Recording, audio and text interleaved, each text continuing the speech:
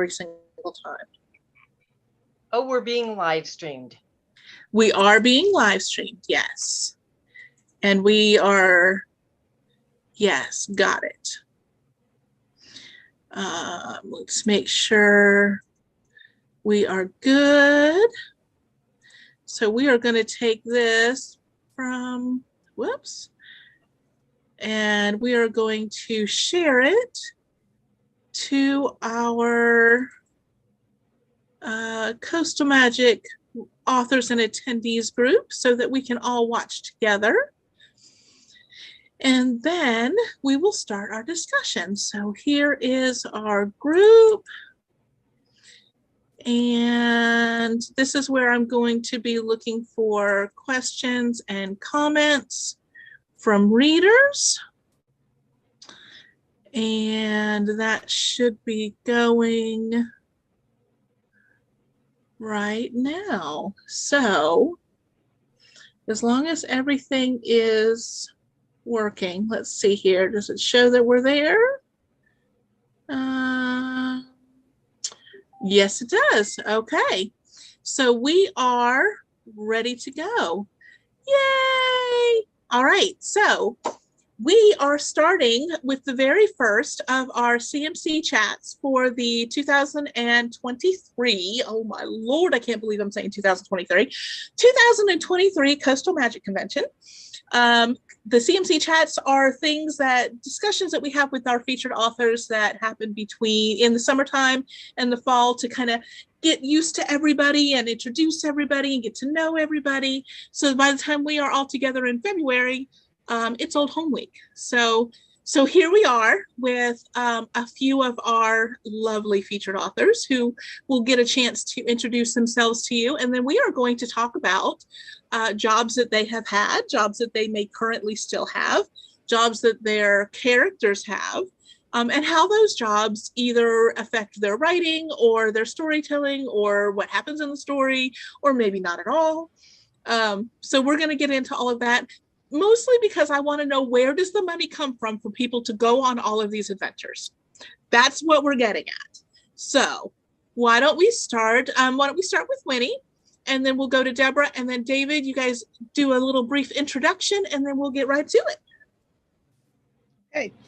I'm Winnie Winkle. I write 3 different genres. I write funny urban fantasy, I write literary fiction, and I write paranormal and sci-fi romance. I'm just getting ready to publish my 13th book.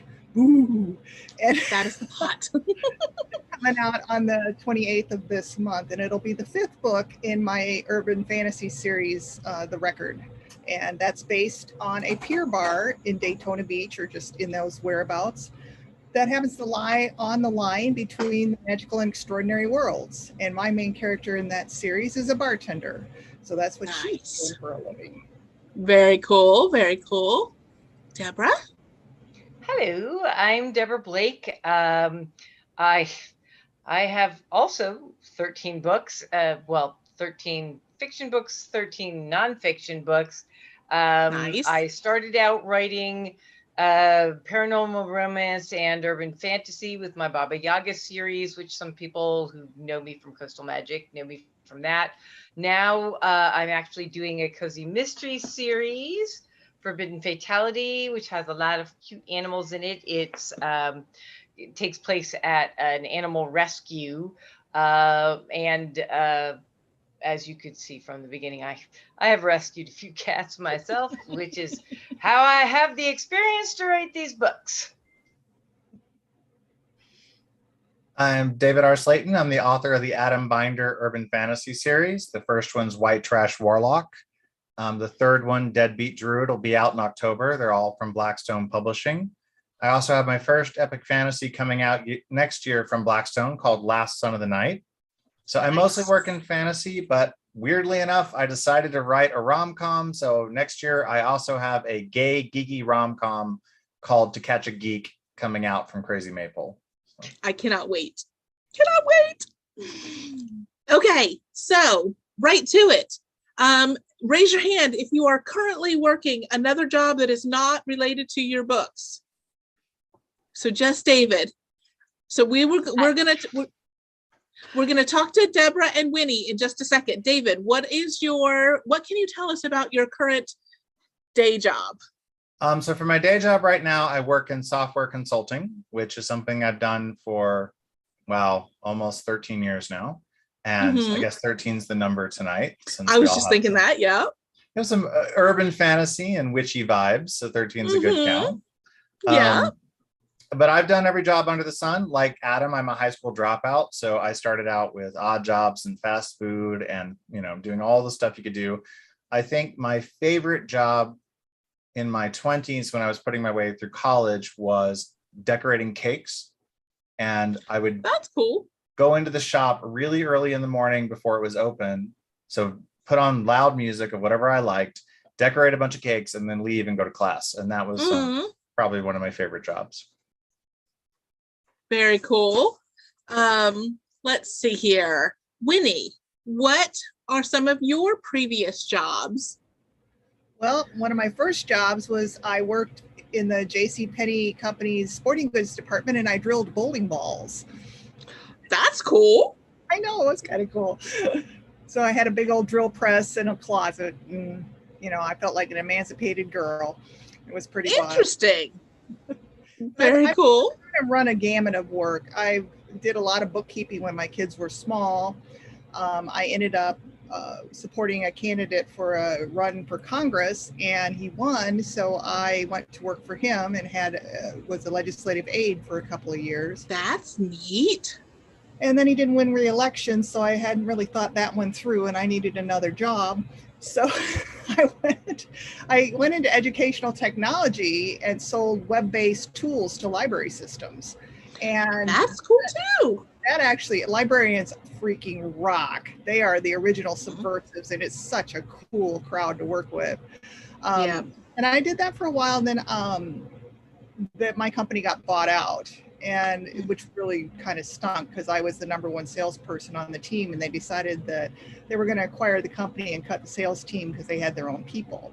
Well, that's a very, current way the world works. But my mother, I was taking care of my mother for 8 years during a lot of this and raising teenagers.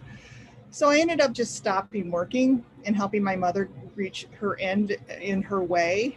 And I thought, I don't want to go back to corporate America and sell stuff. I'm done with it. So that's when I became a full-time writer in 2018. Gotcha. So cool. Miss Deborah, well, I know about your most recent. What is in your work history? Well, my most recent is that I finally quit my day job back in March, which was a job that I loved. I actually was the manager and executive director of an artist cooperative shop that a friend and I started 23 years ago. And this was like my life for the last 22 years. Unfortunately, it was like a 2/3 time job, and writing was a 2/3 time job. And I'm a person with 3/4 time energy. And if you have any math skills at all, that doesn't add up. And I finally had to make a choice. I also make jewelry, which I sold at the shop, like my earrings. And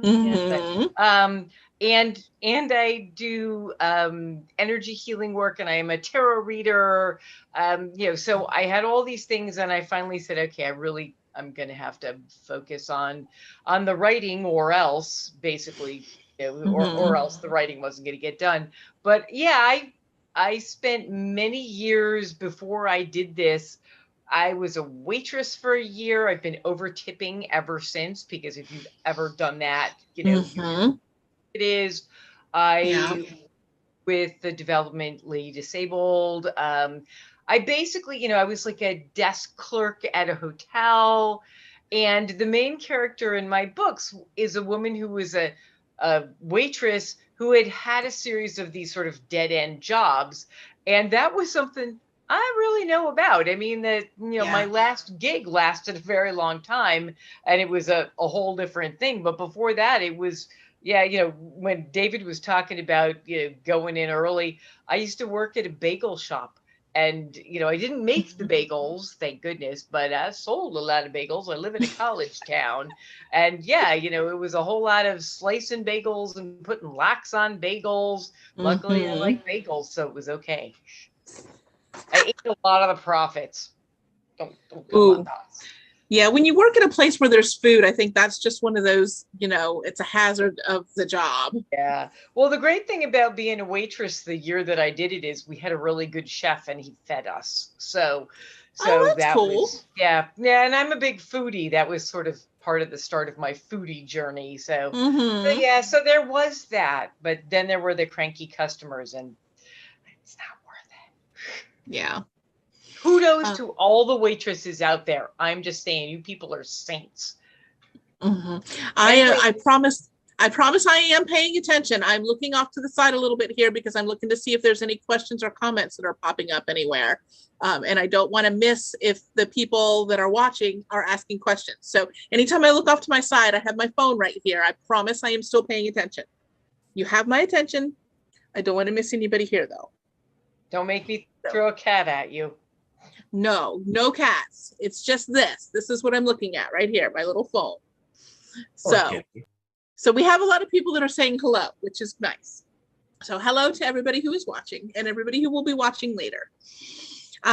Okay, so why don't we see what skills or habits or benefits of your either current or previous jobs. Is there anything from any of those jobs that you currently use in your writing process, whether it be how you spend your day, how your work ethic is, things that you build into your story? So do any of those previous jobs find their way into your writing day? David, you're shaking your head yes. So why don't we start with you? So I couldn't, trying to work full-time and write, and then I put myself through school, and so it was very hard to figure out time management for me. And then my day job implemented, this is going to get really nerdy really quick, I'm sorry, Agile project management. We love nerds. Oh good, because my people. So, but we implemented Agile project management, which basically teaches you to create and ship software or implement it in smaller pieces and how to manage time and limited capacity. And as soon as they trained us on that, I was like, oh, wow, I can use this for writing. So I actually teach quite a few workshops at writing conferences like Pike Speak Writers on how to apply Agile project management to writing. So it's completely changed my entire approach to how I write. And then I started super cool. Yeah, and I can write books faster now, and I can get my agent more readable chunks quicker. So like, hey, I can have 10,000 words for you by the end of the week. It's the biggest thing it's taught me is to stop trying to write every day, because job and life is going to happen. It was stressing me out so much, right? To say, I've got to write 1,500 words a day. I've got to write 1,500 words a day. And that was just killing me. And then if I didn't make my goal, I'd get really sad about it. And then I would start to get down about my writing. But sometimes life happens. So what I've learned is don't try to write 1,500 words a day. Try to write 10,000 words a week. That way, if like today with this and other stuff, I'm just probably not going to get to write today. That's okay. I'm going to make it up over tomorrow and the weekend. So that's completely shifted my whole writing perspective from write every day and kill yourself to figure out the ebbs and flows of your free time in the week. That's cool. That's really smart. That's fantastic. Anybody else? Does anybody else bring any of the skills or habits from previous jobs into their writing? Well, I guess I'm not sure if I brought them into my writing or if they just sort of go across everything that I do. I have what I like to call an organizational neurosis, which means that I like things to be neat. And of course, running a shop with 50 artists, which is a lot like herding cats, you have to be able to organize and multitask and all of that. And trying to juggle a day job and writing, there was a whole lot of that, and I'm a plotter, not a pantser. So for me, I would sit down and say, okay, in order to be able to efficiently write this book, I'm going to, especially once I started with the mysteries, where you absolutely need to know what the end is. You can't just go, Right. oh, there's some sort of end in there somewhere. No, you got to know who did what to whom and why. Mhm. And so, yeah, that whole idea of sitting down and saying, okay, this is what happens. These are the people who are involved. This is, why this person doesn't like this person. All of that sort of carries over. And, Winnie was talking about how great libraries are. I actually was raised by a mother who was a librarian and then a library director, and worked in a number of different libraries over my life. And I think that sort of organizational process, there's a place for everything in a library. You want to be able to go find it and, Yep. put your hand on it right away. And so I do that with all of my research and things. And it does, I think, for me, carry over and make life easier. Right. Very cool. So I don't plot at all. I'm a 100% pantser. And part of that was because I literally lived in a library as a child. I read and read and read and read. So I have a really good innate sense of story arc and structure. So that really helps me just be more creative. But what I like to do with my working experiences is just have them kind of feed into my narratives and bulk up the flavor. So, Gotcha. If my characters have, most of my characters or my main characters anyway, are female, and they're all pretty smart. They all keep books, and some have libraries of their own. And so that little bit of my work experience often flavors my book, because I can just slide it in and it feels right. It sounds to the readers. But there's just been 100 things that I've done where I can just pull in a little piece. Like I ran a printing press, the kind where you, Ben Franklin style, where you laid the letters down. Well, that's Gotcha. So I think that you can just add a lot of authenticity to a scene if you pull from something you've actually experienced yourself. And so Right. kind of how my work informs my writing. Gotcha. Well, I'm going to actually have you start the next one, the answer for the next question, because one of my questions was, in addition to your own work experience, what kind of research might you have had to do for the jobs that your characters have in their stories? Are you able to use your own work history, or do you have to research? And if you have to research, what kind of things have you looked up? So were you able to get all of the information you need from your previous jobs, or did you have to do research?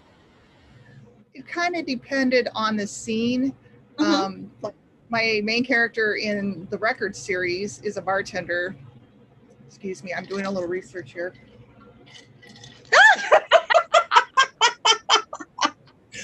Kidding, it's water.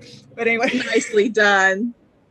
But I mean, I've got several hours on a bar stool. I'm 60 years old. So 1 or 7,000 nights. And so that kind of always informs what's going to make that scene work or seem authentic. The bulk of my research has to do more with, I like to take a magical structure of a known character and tweak it. So I'll do a lot of research into mythology, and read up on the myths surrounding a specific god or goddess or titan. And then I'll twist that, because I write snarky, funny stuff. So I can't have it be all like, it's got to be funny. And to be funny, I have to understand what the bottom base was. Otherwise, the tweak doesn't make sense. It's got to have that base in reality where it's funny to everybody. So my stuff is going to be research around a character that I've dreamed up, rather than so not so much the jobs then. No, they'll flavor a scene over and over and over, but it's when I'm actually, I don't necessarily pull back and say, okay, when I was a bookkeeper I did it like this. I can sit there and sort of parse that scene about balancing the books for the bar, and it flavors out me nuts and bolting what I used to do. I just gotcha. Experience and move it forward. Gotcha. How about Deborah or David? Is there anything that you were able to actually use in your storytelling, or did you have to research things? Well, I actually did the research before I wrote the story, not knowing I was going to write the story. My series, which is called the Catskill Pet Rescue series, is actually inspired by a local pet rescue. They're an independent place. They're not associated with a larger organization. They're literally this shoestring organization that was started by this one woman out of her apartment, who just wanted to rescue all the cats and dogs that fell through the cracks of the bigger organization. Right. And I adopted I have 5 cats. Yes, I am that crazy author lady. But 3 of my 5 cats came from there, 2 at the point where I had written this book. And before COVID started, I had done a little bit of volunteering up at the shelter.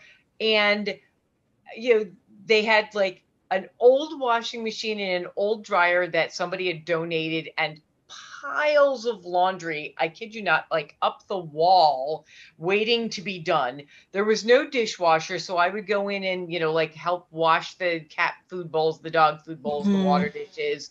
You'd have to go change litter boxes. There was all of this work. It was mostly volunteer driven. And I remembered sitting there one day washing dishes and talking to the woman who had started it, and thinking to myself, what this place needs is for somebody to win the lottery and give them the money. So when I decided to write a cozy mystery, I had this character who was just an average, everyday person who was a waitress and had this fluke lottery win and needed a purpose for her life. And she found this little black kitten. And when she tried to take it to the local, shelters, they said, no, there's no room. Too bad this place is going under. And so she went in there and she ends up buying the place and using her lottery winnings, which answers your question. Where does the money come from? In this particular case, she stopped at a convenience store to buy cat litter on her way home from her waitress job, bought a ticket, and ended up being able to buy this rundown shelter that needed to be rescued. So I did all this research, not realizing it was research. But when you read the books, you can see that I know the reality of what it takes to run a place. And frankly, they're all saints, all of them. I mean, me. Yeah. I remember you telling me about that. And so I'm glad that you told that to everybody else, because I think that's super interesting how that turned around full circle there. Well, and it's really full circle because I donate a little bit of the money from all the books back to the shelter. So not to mention feeding the 3 that I've got at home. That you've got, another issue. Right. You're good. David, people. How about you? So I don't know anything about cars at all. Luckily, I have a couple of subject matter expert people in my life. My friend Anitra knows a lot about cars, and she helps me.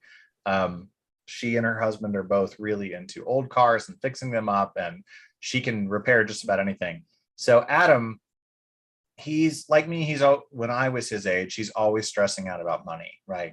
He's going through a lot. Money is a big thing in his world because he doesn't have it, which is a lot of the conflict in the first book with his brother, who is a doctor and now has money. So there's a lot of conflict between the two of them. But for Adam, he's always trying to do odd jobs. Because of his side work as a witch, as his side work in trying to help the magical community, he doesn't really, and some other reasons, he can't really hold down a full-time job. So he does a lot of auto repair on the side. He doesn't have a regular 9 to 5. And Gotcha. I don't know anything about cars. So I had to, I was like, okay, I need Adam's car to break down at this moment. So what would cause, a 1977 Cutlass Supreme to stop running at that time, but something would only incapacitate it for an hour? And so call up Anitra and she can give me, how about vapor lock? I'm like, okay, that's, talk to me about it. So I would have gone with the overheated water pump, but okay. I don't know if they have those. All cars have water pumps. Yeah, it's the thing. Literally not your car guy, but it has been funny because there's been some people who've read the books and they'll come to me and be like, ask me car questions like, no, I'm completely faking it. Don't ask me about cars. Gardening, I can help you with, but not cars. That's hilarious. That's cool. Okay, so let's kind of do a run through of what some of the jobs in your some of the jobs that the characters in your stories have, and would you want to have that job? Oh, Deborah's already laughing. So Deborah, what do you think? In all of your stories, what are some of the different jobs and which ones would you want to actually work? Well, the Baba Yagas are witches, and I kind of have that job. So yeah. Okay. And Carrie, who's in the cozies, was a waitress in a diner. And I actually enjoyed waitressing. It was hard work, but it's fun and, kind of cool. Running a shelter actually would probably not be a whole lot different from running an artist cooperative, again, with the herding cats. Right. So yeah, probably I don't give my characters jobs I wouldn't do. They're mostly not glamorous, I mean, maybe being able to snap your fingers and turn somebody into a toad. I kind of like that. If I were that kind of witch, I'd be a lot happier right now. And there would be a whole lot of people who would be less happy and maybe a little bit more ribbity. But I think, probably most of the jobs that my characters have, I would do. Gotcha. David? See, what are some of the myriad of jobs? Oh, geez. So there's Adam with his odd jobs, and there was a time in college where I was working 4 different jobs at once. So I get that whole hustle. I don't think I'd want to be an auto mechanic. I don't think I'd be very good at it. So there's that. His love interest, Vic, is a cop in the first book. And that's a job I don't think that I would want to do either. And Vic is definitely going through a journey of, hey, I went on this path to help people, and where Vic ends up, and I'm not going to spoil it, I think that would be a cool place to end up. Gotcha. Rafe in Last Son of the Night is mostly kind of homeless, but he's a street thief, and so he sneaks around and he basically has to pinch a little bit here, a little bit there, but he inhabits a world full of ghosts, and without the moon in the sky, because the moon goddess was murdered, the ghosts of the dead don't have a path to the underworld. So every night the ghosts form this blood-hungry mist, and light is getting scarcer because the whales are gone. And basically, as they burn more and more of what wood and things they have, it's really, the world is grinding to a halt. But Rafe has one last gift from his goddess that he can see in the dark. So he's very good at being able to sneak around when other people can't, and can see the ghosts coming and is able to steal and survive that way. I don't think I'd want that job either. I would not want to inhabit the world I've created. It is too hard. Gotcha. Well, that's fair. Winnie, what about you? What are some of the jobs your characters have, and would you want to have any of those? Well, I've got, in one series, I have my main character is the bartender, but she's also owns the pier and owns the 2 restaurants, the magical and the non-magical one. So in her case, she's wearing a lot of hats. She's managing staff, she's managing personalities, trying to stay profitable. I mean, I include what she has to do to make this work, because she's the human character, and these things are her world, her responsibility kind of thing. I think that job would kill me, but I'd give it a shot. I've had characters that worked in corporate sales just because I can let them quit because I was happy I was able to. I've had a sheriff in a small town. He was a really sardonic character. He was not overly impressed with his job. I probably wouldn't enjoy it. Gotcha. And I had a character in my second book who was research scientist specializing in water qualities in Hillsborough County, Florida, which has got serious water issues. And Yeah. so I tied her into that, and then she became part of an activist group, and I would totally be down for that because it was fun. Gotcha. You know, they're protesting you shouldn't be watering lawns when our water tables are dropping, and that one took a research to make her not, you know, just sound like a paper character, but Right. like that. I like to thread a little bit of, I don't know if you call it social justice, but kind of justice awareness in all of my stuff. Gotcha. It's got that, and so those kind of jobs or those kind of characters, that works for me. Cool. Very cool. All right, so let's get down to the nitty gritty. Where does the money come from? Do we have like weekly paychecks? Do we have, well, we've got a lottery winner. How about the other character? How do these people do the things that they do? Well, we're just talking to Winnie. So Winnie, where does your people's money come from? That very question really bothered me when I set this series up that's set on the beach bar, because it's a going concern and it generates money. But what she does requires that sometimes she's off the radar and she's not going to be, I mean, I've had her deal with code enforcement and I've had her deal with people in and out of her situation. But the bottom line is she has to keep that kind of not obvious. And right. So I wrote in to the story in the very first book that she has a specialized role because her job is to record what's happening on that line, and she has a symbiotic book that communicates with her, and that relationship develops throughout the book, throughout the 5 books so far. But with that job, with that little crumb of magic that she gets just to be able to record the line, she gets housing and she gets a bank account. Nice. She needs to be able to, you know, if she sustains a hurricane damage, she doesn't need code enforcement crawling up in a magic bar and wondering what models are and stuff like that. But I wanted the reader to not have to suspend too much belief to you know, to be able to ride along with me. So I kind of thought that mundane stuff needs to come in to play in this first book, because it's an important question. It's like, oh, it's just magic money, you know? Yeah, exactly. Who pays for the gas? Who pays for food?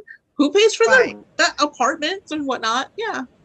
Cool. So you've addressed that situation. I addressed it in my book, and also kind of the trade-off for her getting this really kind of cool perk is that most of the people that have her job don't live very long. So she knows it's kind of like she's living a bit large, but she's not living past 50 probably. Gotcha. David? Well, and I had Deborah, you got yours? Yeah, you know, I wanted to set mine up so that, yes, you know, my character won the lottery and she had a chunk of money, but I specified that it wasn't a never ending, you know, it wasn't $20 million. It was, it was $5 million, which seems like a lot of money, but after taxes and stuff, it's not. And when you end up buying something that basically eats money, right.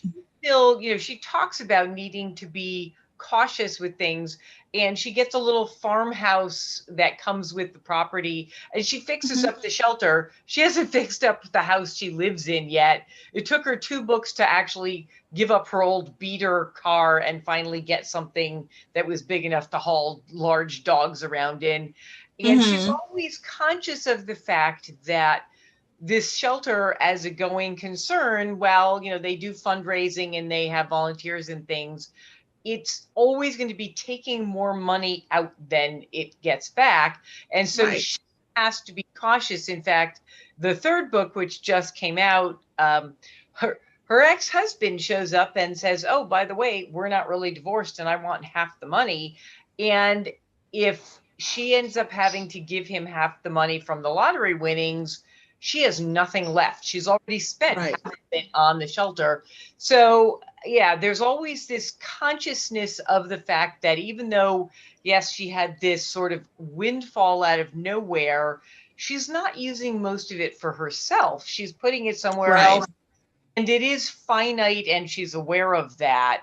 It's, you know, that she gets to use to, help all these animals. But it's not like she's going out and buying, a Mercedes and a jacuzzi. Gotcha. David? I really love what Deborah's saying there, because those memes that go around, right? Would you take $100,000 to stay in this house? I'm like, who wouldn't? Like $100,000 would change most people's lives, right? Mm-hmm. Would you do this for $10,000? Who wouldn't? I mean, like these sums of money would change most people's lives. And Adam is certainly somebody who occupies that space. He is always trying to cobble together his next meal. He's always trying to cobble together his next tank of gas. And he doesn't have much. He doesn't, he, much like me, he grew up in a trailer in the woods. We had, man, I think my least favorite food on the planet will always be Kraft macaroni dinner, because it was on sale once and my mom bought a case of it and we ate Kraft macaroni dinner for 30 days straight. I can beat that. When I was a starving college student, I ate generic macaroni and cheese 3 meals a day for months. Yeah, I can't go. It's so funny. Everyone's like, macaroni cheese. They have, like, no matter where I am, like, yeah, you're like, no, back away from me with the mac and cheese. No, don't care how fancy it gets. Spaghetti, macaroni and cheese. But anyway, yeah. So for Adam, money is this constant background concern in his brain. In Trailer Park Trickster, somebody shoots out one of his tires, and this is a problem. Tires aren't cheap, and exactly. Especially for a classic car. So he's having a whole existential crisis about the money, because for anyone else, like, just, go get it fixed. But for somebody in that position, having lived most of my life that way, I give that to him. It grounds him. Right. And I think you mostly see Adam's relationship to money in his food insecurity and the way that he does eat, and what he's like, what he's willing to eat. Like, this is some stale oatmeal packet. Yay, it's a meal, right? He'll put up with he'll put up with things that give you an indication of where he's at, and that's again, that's how I grew up. So and it addresses the situation. It doesn't just alleviate the whole idea that money is a necessary thing in the world. So very cool. I'm sorry. It's just interesting because I get a lot of emails from readers who really connect with the food. They're like, oh, I can tell that is your background. You're not just writing it, because I ate that too, Yeah. Let's go. We've got a couple of questions. Apparently we had a little bit of a weird thing trying to get it from YouTube over into the group. So DeLorean has been sending me questions. I wish there was a way for me to turn the dings off. I'm sorry if the dings are bothering anybody. But if I turn the dings off, then I can't hear you guys, and that's a problem. I haven't even noticed them. Oh, good. So here we have some questions. Some of these we might have talked about. So let me just go through them. We'll see if we need to address anything here.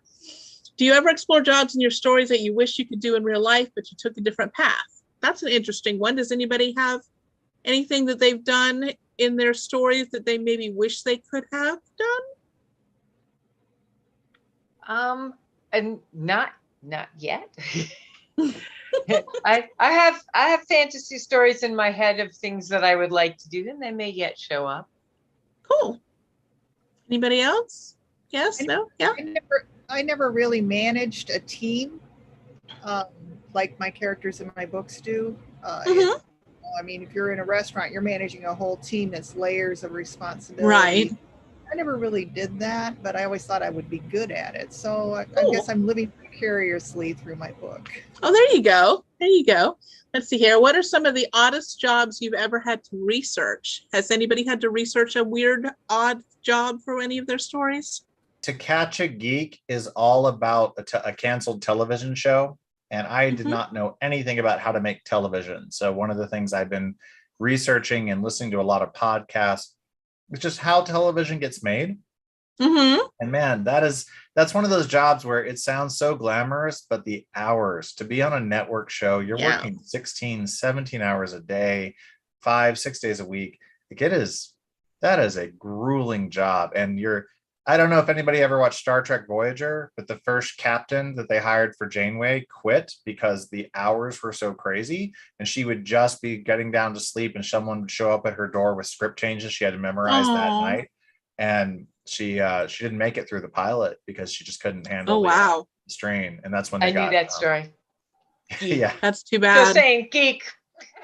Yeah. But so I've learned a lot. It's been the weirdest thing is learning all these things about making TV that I never thought I would want to or need to know. One of our your fellow featured authors, Mary Mancusi, used to work in television, so that might be an ear to bend a little bit. Just an FYI. All right, so let's see here. We did that one. Do your coworkers know and read the books that you write? Do they know that you're a writer? David, do your current coworkers know that you're an author? My CEO bought it.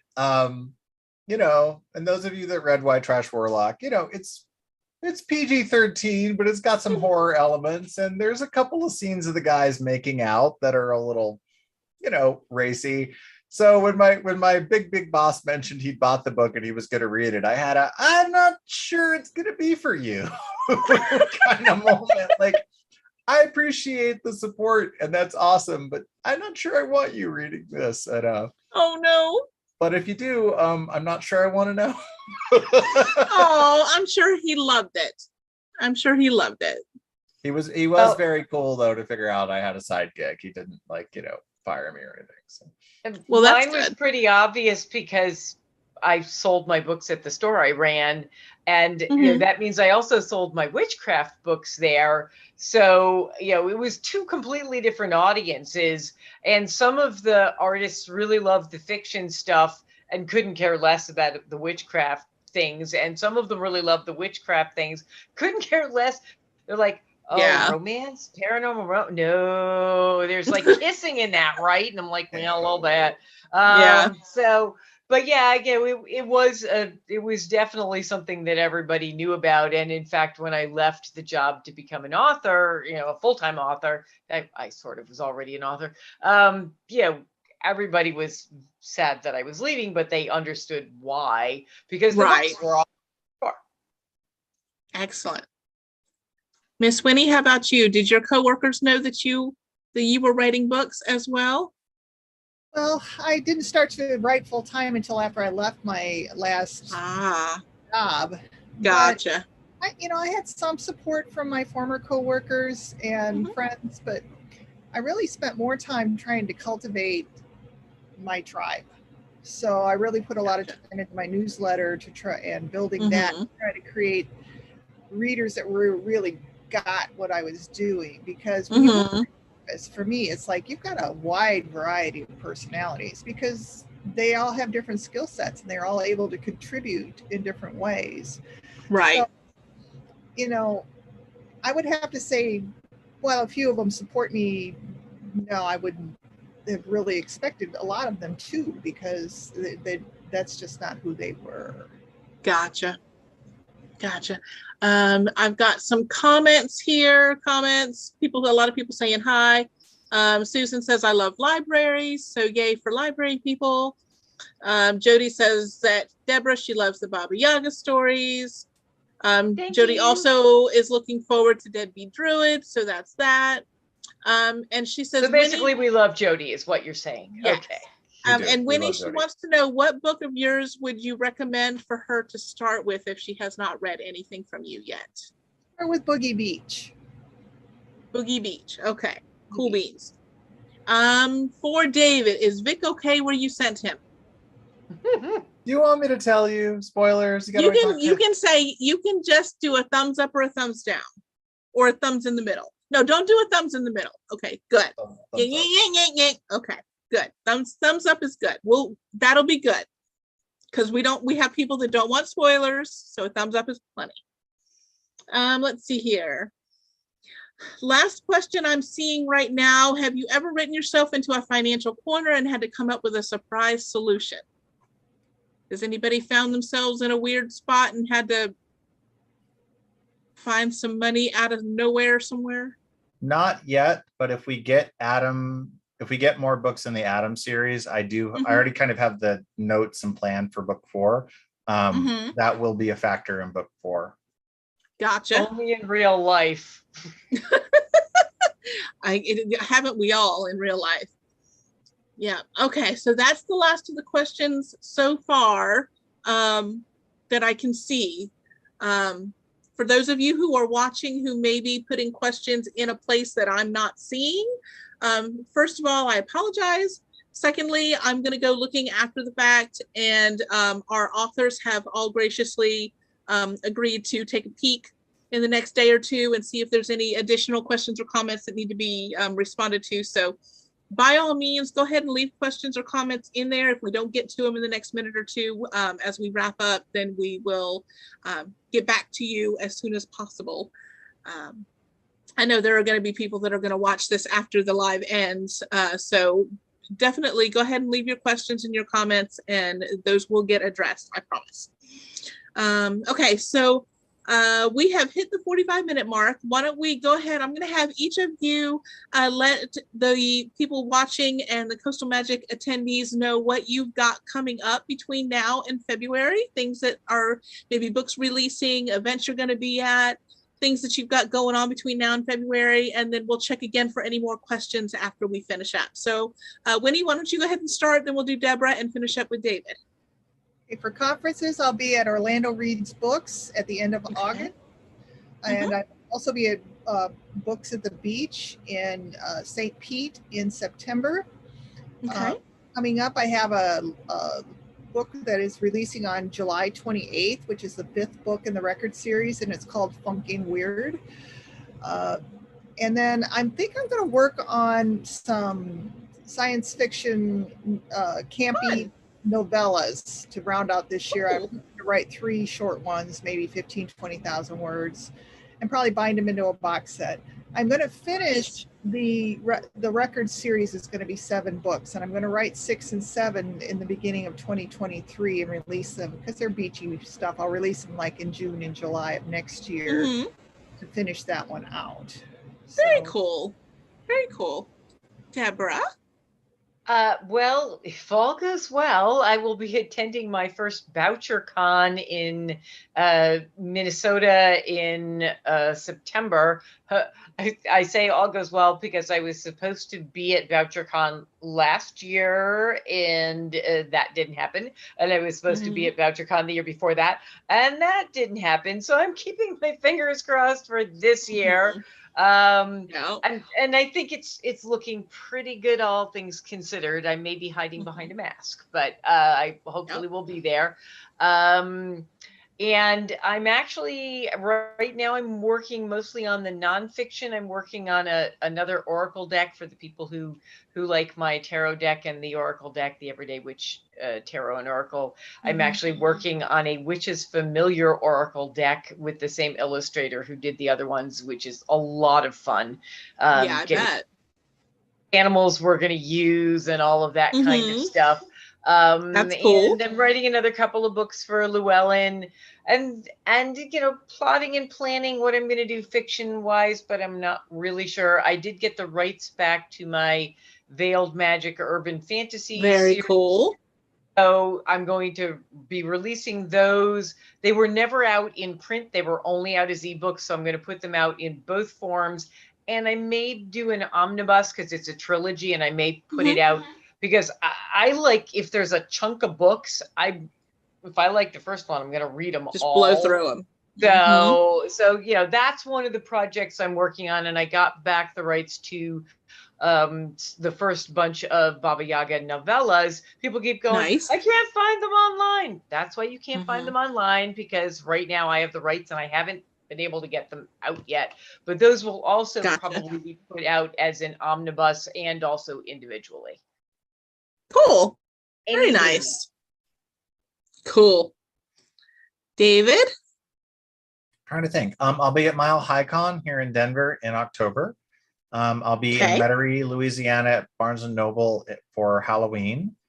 And the only thing I have coming out this year is Dead Beat Drew, the 3rd Adam book. I have two things coming out next year. But by February, I'll have a lot of random appearances, but mostly in the Colorado area. Gotcha. I'm hoping that depending on where the pandemic and things are next year, I'll be able to maybe tour a little bit more for Adam and last son of the night. Cool. Very And cool. I'm just so Okay, so- excited about going back to Coastal Magic. I cannot tell you, so excited. We are going to make it this year. I know we are. We are. Yeah, we're going to do a lot of things to make sure that it's as safe as humanly possible. We are going to plan things in such a way that I hope everybody feels comfortable, but also has a lot of fun. So I'm excited. I think it's going to be a lot of fun. I think we are working our butts off to try to make sure that it happens. So I'm very glad about that. I don't see any more questions from anybody in the comments, so I'm going to finish off with my very last question, and then we will wrap up. If you could not, if it was a physical impossibility for you to be an author, what job would you want to have? David. Oh, I knew you were going to start with me. I'd probably be a history teacher. I really do love history and studying it. I would be a professor. That's an area I have a ton of passion for, but at the same time, it just breaks my heart to think about not being able to write. That's what I want. Yeah. Winnie, how about you? Well, I'm, as I mentioned earlier, not the youngest person on this panel. So, But you're not the oldest either, honey. I think, I would just want to give back at this point. Life has been pretty gracious to me. So I might volunteer at the animal shelter. Oh, that'd be fun. Swim at the YMCA, just whatever I can do to sort of spread out some of the bounty that's come my way. I think I would find a lot of happiness in just pushing it back out to other people. Cool. That's very cool. Miss Deborah? I'd go back to doing what I was doing. I'd run the Artisans Guild again. Right. I have to kick out the woman who took over for me, but it's, I'm writing Cozy Mysteries now. I'm pretty sure I could figure out a way to get rid of her. But yeah, and not get caught. There were a lot of things that I loved about doing that. And if I couldn't be an author, then I would go back to doing that. Or, yes, volunteer at the animal shelter. Except I'm not allowed to go back there anymore because every time I do, I come home with a cat. So really no. That's exactly why I don't volunteer or go to the Denver Cat Cafe, is my house would be overrun with cats. I understand completely. Does 5 count as being overrun? It does, doesn't it? Yeah, it does. No. Yeah, no, it does. You got room for 3 more at least. Shut up! Make him stop. Jennifer, make him stop. La, la, la, la. All right, well, here. I'm going to distract him. Last 3 things before we finish up. Susan, Button's mom, says, I'll be at Books at the Beach. So for anybody who's at Books at the Beach, I think, Winnie, you mentioned that's where you might be. Yeah. So Susan from our Reading Challenge group, she will be there. So you can say hi to her there. Delorianne says, yay, Deborah, I'm looking forward to the Baba Yaga shorts and novellas. So that's that. And Tina, what was the book you are writing outside of the Adam Binder series? Which one was? I know you've got 2, the rom-com and the sci-fi one, right? Or the I have 3 more books coming contracted. So the rom-com is To Catch a Geek, and they're all on Goodreads right now. The epic fantasy is Last Son of the Night. And then I have a spinoff to the Adam series coming out from Blackstone in 2024 called Rogue Community College. Gotcha. Okay. So hopefully, Tina, you got all of those. If not, we might have to go back through and transcribe it. And again, they're on, just go to look me up on Goodreads. They're all there. Okay, cool. All right. Thank you very much for hanging out with me. I know Coastal Magic is a long ways away. February is lots of months away, but I love that we get a chance to hang out a little bit beforehand and get to know everybody and have fun chats and get a little bit of excited about being back together at the beach. So I appreciate you taking some time this evening to do that with me. I appreciate all of you who are watching and who will be watching after the fact, for taking a little bit of time out of your day to hang with us. Again, a reminder, if you are watching, please leave questions or comments if you have them, and we will get back to those soon. And I think that is it. So thank you all very much, and have a good rest of your evening. And we'll see you soon for other things. Thank you for Good having night, us. all. Thank you. And thank you for everything you do, Jennifer. Yeah, thank You're you. And welcome. DeLorean.